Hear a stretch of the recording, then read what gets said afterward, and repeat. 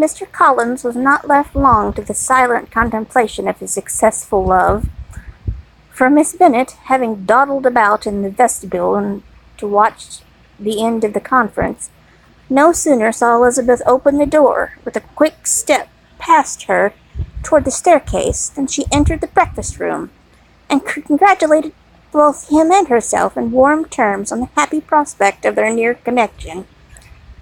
Mr. Collins received and returned these felicitations with equal pleasure, and then proceeded to relate to the particulars of their interview, with the result of which he trusted he had every reason to be satisfied, since the refusal with his cousin had steadfastly given him would naturally flow from her bashful modesty and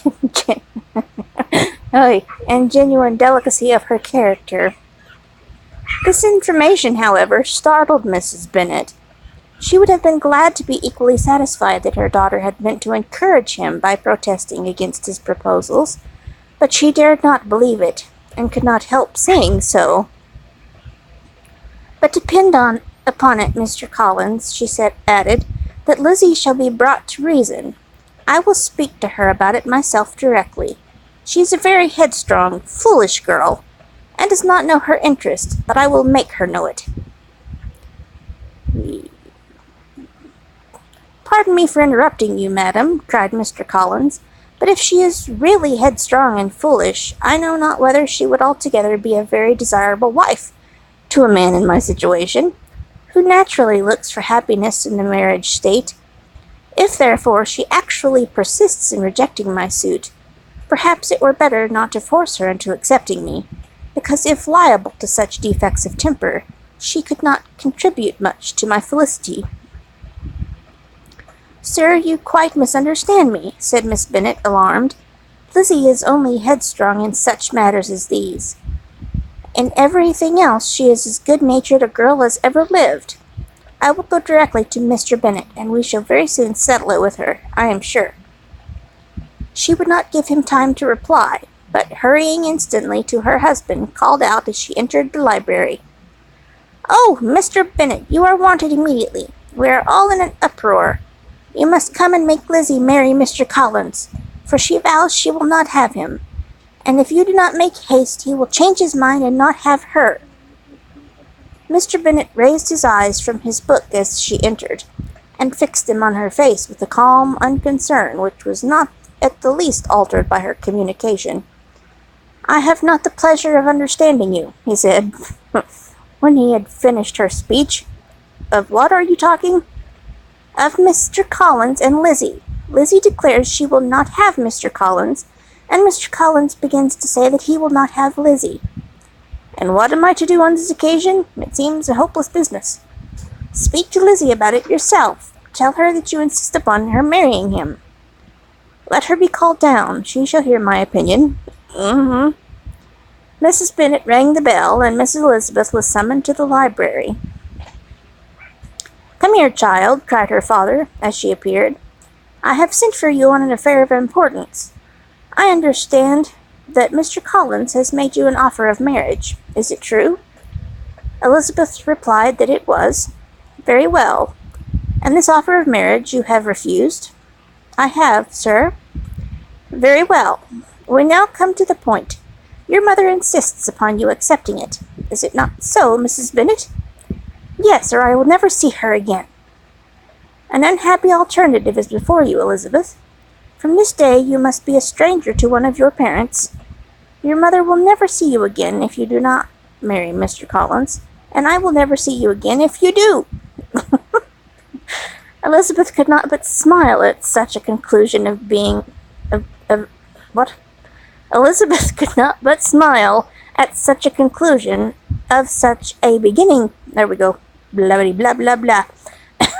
But Mrs. Bennet, who had persuaded herself that her husband regarded the affair as she wished, was excessively disappointed. "What do you mean, Mr. Bennet, by talking in this way? You promised me to insist upon her marrying him." "My dear," replied her husband, "I have two small favors to request. First, that you will allow me the free use of my understanding on the present occasion, and secondly, of my room. I shall be glad to have the library to myself as soon as may be." Not yet, however, in spite of her disappointment in her husband, did Mrs. Bennet give up the point. She talked to Elizabeth again and again, coaxed and threatened her by turns. She endeavored to secure Jane in her interest, but Jane, with all possible mildness, declined interfering, and Elizabeth sometimes with real earnestness, and sometimes with playful gaiety, replied to her attacks. Though her manner varied, however, her determination never did. Mr. Collins, meanwhile, was meditating in solitude on what had passed. He thought too well of himself to comprehend on what motive his cousin could refuse him, and though his pride was hurt, he suffered in no other way. His regard for her was quite imaginary, and the possibility of her deserving her mother's reproach prevented his feeling any regret. While the family was in this confusion, Charlotte Lucas came to spend the day with them. She was met in the vestibule by Lydia, who, flying to her, cried in half a whisper, I am glad you are come, for there is such fun here. What do you think has happened this morning? Mr. Collins has made an offer to Lizzie, and she will not have him." Charlotte had hardly time to answer before they were joined by Kitty, who came to tell the same news, and no sooner had they entered the breakfast-room, where Mrs. Bennet was alone, than she likewise began on the subject, calling on Miss Lucas for her compassion, and entreating her to persuade her friend Lizzie to comply with the wishes of all her family. "Pray do, my dear Miss Lucas," she added in a melancholy tone, "for nobody is on my side, nobody takes part with me. I am cruelly used. Nobody feels for my poor nerves." Charlotte's reply was spared by the entrance of Jane and Elizabeth. "Aye, there she comes," continued Mrs. Bennet, looking as unconcerned as may be, and caring no more for us than if she were at York, provided she can have her own way.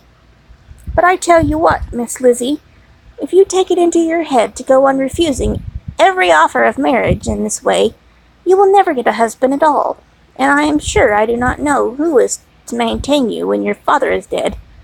I shall not be able to keep you, and so I warn you, I have done with you from this very day. I told you in the library, you know, that I should never speak to you again, and you will find me as good as my word. I have no pleasure in taking undutiful children. Not that I have much pleasure indeed in talking to anybody. People who suffer as I do from nervous complaints can have no great inclination for talking. Nobody can tell what I suffer, but it is always so. Those who do not complain are never pitied." Her daughters listened in silence to this effusion, sensible that any attempt to reason or soothe her would only increase the irritation. She talked on, therefore, without interruption from any of them, till they were joined by Mr. Collins, who entered with an air more stately than usual, on the perceiving whom she said to the girls, "Now I do insist upon it that you, all of you, hold your tongues, and let Mr. Collins and me have a little conversation together." Elizabeth passed quietly out of the room. Jane and Kitty followed, but Lydia stood her ground, determined to hear all she could, and Charlotte, detained first by the civility of Mr. Collins, whose inquiries after herself and all her family were very minute, and then by a little curiosity, satisfied herself with walking to the window, and pretending not to hear. A doleful voiced Miss Bennet thus began the projected conversation. "Oh, Mr. Collins!" "My dear madam," replied he, "let us be forever silent on this point. Far be it from me," he presently continued in a voice that marked his displeasure, "to resent the behavior of your daughter. Resignation to an inevitable evils is the duty of us all, the peculiar duty of a young man who has been so fortunate as I have been in early preferment, and I trust I am resigned.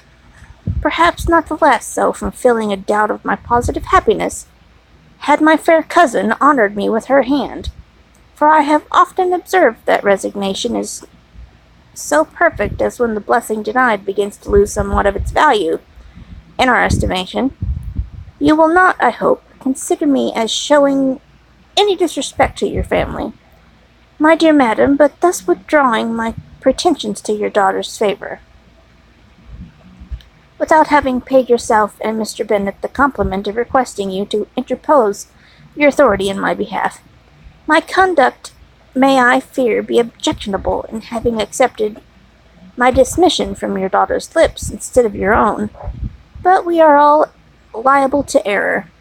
I have certainly meant well through the whole affair.